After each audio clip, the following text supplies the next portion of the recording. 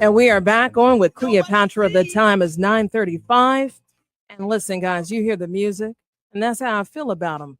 Emmanuel Chris Welch, better known to us as Mr. Speaker, the Speaker of the House, is joining the show. And what I want to say is that he made a statement that really caught my attention. He said, she's already proven to us who she is. She's already proven to us what she stands for, and she did something about it. She ran and she won. And that is from the Speaker. Speaker Welch, thank you so much for taking the time to join the show. How are you? Cleopatra, I'm great. What an honor to be with you on your show. Excellent. Well, I'm happy to have you because you rolled out the big guns, sir. You came swinging in support of our Lieutenant Governor Juliana Stratton, alongside the Proviso Dems, the powerhouse, the ward organization that you chair. Talk to me about the layout and why she's it. Well, as I said yesterday at the press conference, there's a whole lot of reasons why I believe Juliana is the right person to be our next United States Senator from Illinois. She's a dynamic individual in her own right, but her record speaks for itself. And I do believe she's the voice that we need in Washington. I knocked on doors with her in 2016 when she decided to run and become a state representative. She saw that we had a billionaire Republican who wanted to gut healthcare, gut seniors, gut veterans, and she got off her couch and said, "I'm gonna fight back." And I got out there with her and knocked on doors back in 2016, and she won. And she was really a huge turning point in the House of Representatives when she joined us in January of 2017. That's why Governor Pritzker reached in and grabbed a first-term legislator and asked her to run as his running mate for lieutenant governor. That's how dynamic she was. And I got to tell you, working with her was just special. You knew that she had that it. And I just honestly believe that she knows her why. Her why is people like us, people like you and me, people like the ones that listen to this radio show. She's going to go to Washington and care about us and fight for us. I think it's important that people know where I stand in a moment like this. And as my phone is ringing and the chat is going up like a crescendo, I thank you for expounding upon her being the it girl, because that's what I'm gonna call her today.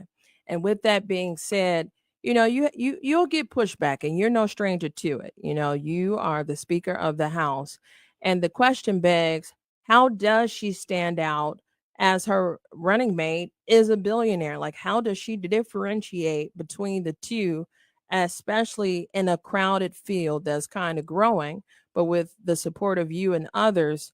How do you help her define that along, as a surrogate, if you will, to support her race?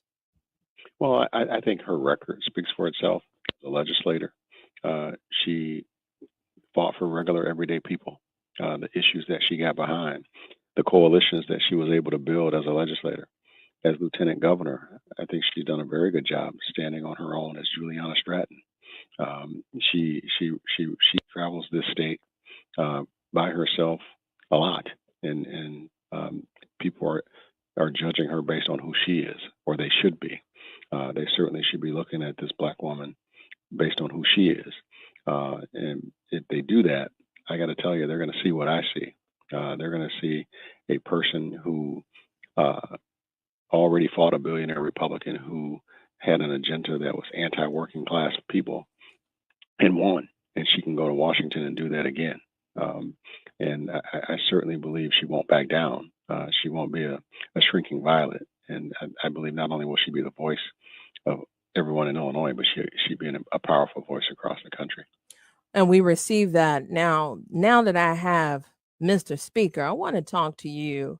What has it been like for you in this turning point, especially in this tense environment adjacent to the mayhem at the top nationally, and then the fallout here, particularly as we opened up talking about the Supreme Court justice, public education, the deficit? You have a lot on your table while you are uplifting this Black woman. as the first Black Speaker of Illinois. Talk to us about your role and contribution and the direction you are leading the House on when it comes to all of these fires. Yeah, and Cleopatra, thank you for that question, because I tell you, I'm in my 5th year as Speaker. This has probably been the most challenging year, just because the first 4 years I had President Biden in the White House, and we had someone who, believed in our vision, leading the country. And what we have now is a Bruce Rauner on steroids leading our country. They're trying to take this country back in every way you can think of when it comes to women's rights, when it comes to civil rights, when it comes to all the gains that we have made in this country as people. We literally have the President of the United States and his cabinet of billionaires trying to roll all of those victories back. What we see is tyranny and fascism in action. He has surrounded himself with unqualified yes people. If this was the Biden administration and those people were presented for credentials, they wouldn't have even made it for a hearing. But we have a cabinet that's yes people. We have a Supreme Court that's yes. We have a Congress that, despite disagreeing with his big bullshit bill, voted for it. Literally, what we're seeing right now is the erosion of the American democratic system, and we need to be concerned about that. And that's why we need to be very thoughtful about who we send to Washington to be our voice, because we are in a fight, and we have to, in 2026, take back the House and Senate to be a check on the president and this destructive agenda that he has. And speaking of, and I just want to get your take on that, and I appreciate it. Anatomically, I've given our listening audience analysis every which way but loose. I've even read that atrocious bill, but I can be extremely anal when it comes to legislation. When it comes to the forecast of the Dems taking the House, because I believe that is in order, what's your thoughts on impeachment? What can we do to silence the orange agent? What is realistic outside of his temper tantrums and his misuse of our armed forces? I think before we get to impeachment, and if he's, violated the Constitution, and Democrats are in charge of the House, if he's violated the Constitution, if he's like he did twice before, he should be impeached.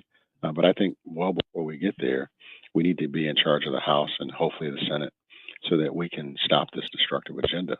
What people don't understand what happened with that big BS bill. I mean, 300,000 people right here in Illinois are at risk of losing their health care coverage solely because they're poor.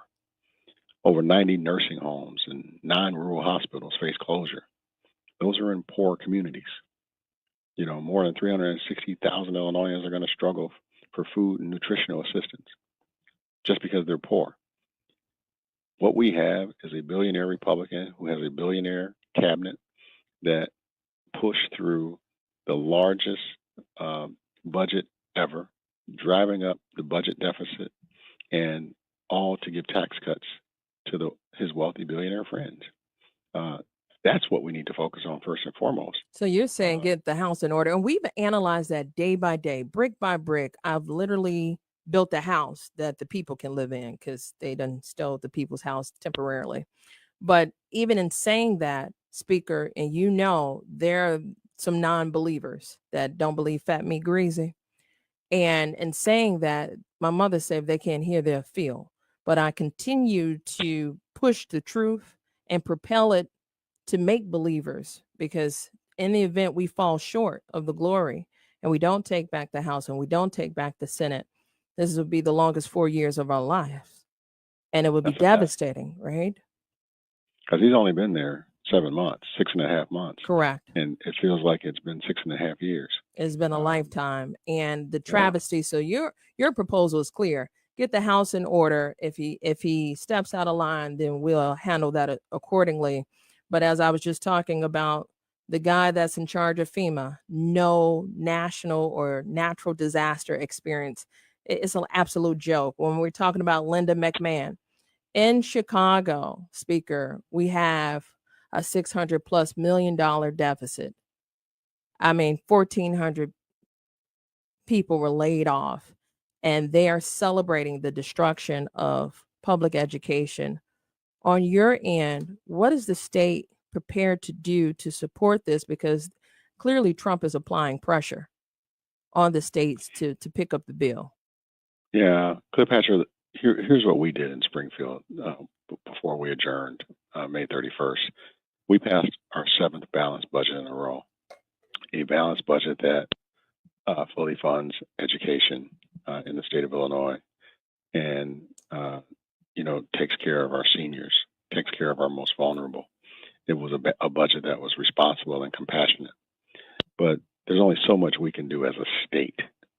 This was a $55 billion budget, and we can't. We passed a budget based on the things that we can control. Mm-hmm. We couldn't control what was happening in Washington. All we could tell people was call your legislators based on what we were hearing to try to prevent that. And what happened at the first week of July and signed on the 4th of July was one of the worst budget bills in American history. It's going to hurt millions of people across this country and hundreds of thousands of people of Illinois. And unfortunately, as a state, there's no way we can backfill the type of Medicaid cuts that we're going to see. There's no way we can backfill the type of cuts we're going to see in education funding. Millions of dollars in grants arbitrarily stopped by the Trump administration right at the beginning of July. States can't backfill those kind of dollars, without doing it on the backs of working families. And so there's no way to do that.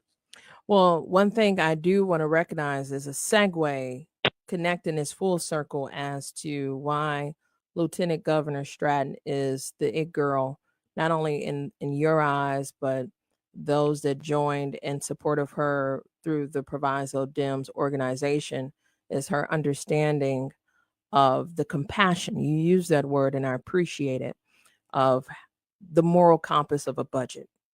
And I talk exclusively about that because I pay close attention to budgets. And it's a doctrine of what we believe as Illinoisans. And ultimately, our representation is a reflection of what we believe, which is why you support and fully endorse her in times such as this, because we need leaders that have a moral compass. And what's absent more than anything is the humanitarian perspective of those that will be hurt. And like you said, it's millions. They haven't even felt the devastation of what is on the horizon, of the cruelty through this, big, what bill that is destined to happen. So talk to us about the months to come and what is heating up about this U.S. Senate race. Is no longer, hey, I'm running. No, I'm in it. And this is why you should join. What is at stake for us as Illinoisans? Well, what's at stake is, control of this country. If we want to put a check on this destructive agenda that's coming out of the White House, we need to take back the Senate and we need to take back the House and get back to how this country was supposed to be run in a democratic way with checks and balances. Right now, we don't have that. We have rubber stamps at every level in the House, the Senate, the Supreme Court, and many, many gains that took years to get are being rolled back. And so that's what's at stake here. And so we need people to get involved. We need people in the next couple of weeks when petitions go out on the streets August 5th to help the lieutenant governor and other candidates get on the ballot. We need to get good people in office, but first it starts with getting them on the ballot. We need folks to go knock on doors and talk to people about what's going on in this country and explain to them the devastating impacts of what's happening in Washington. There's a lot of people that I've talked to who I thought knew what was going on and say, Speaker, can you tell me what is the big BS bill? Tell me about it. And if they don't know about it, I can only imagine, folks that don't have the ability to pay as close attention as we do know what's going on. So we gotta get out. We gotta get out there and talk to people and explain to them the destruction that's coming out of Washington right now and what lies ahead if we don't. Absolutely, and I agree with you. Well, you heard the invite. I encourage you all to check out the Proviso Dems organization. They do a lot of great stuff. I was at Juneteenth. It was fantastic. And the speaker, you said, I bet this won't be a last, and it certainly won't. I felt like I was at the biggest cousin barbecue I had been at in a long time, and I felt very comfortable.